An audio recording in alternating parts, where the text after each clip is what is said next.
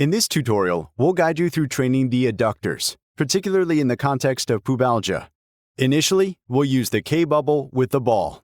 Similarly, we'll insert the needle into the ball. If you want to see the setup process, we'll provide a link below the video. Now, I'll position the ball at my patient's knee level. There we go.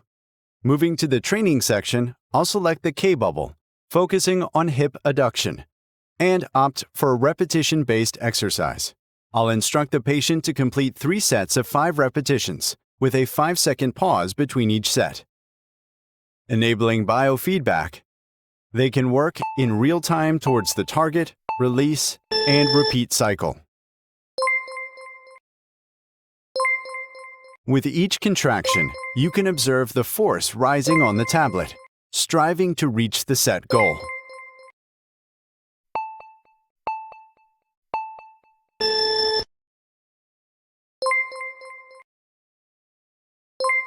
Thanks to the K-bubble, we can precisely measure the effort our patient puts into their adductor training.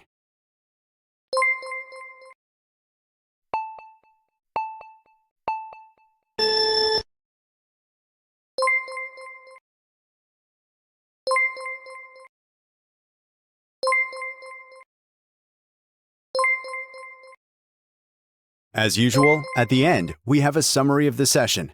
This allows us to enhance the rehabilitation, increase the target, and consequently, the load in our exercises. We gather comprehensive data, averages, cadence, success rates, enabling us to continue our rehabilitation and progress further.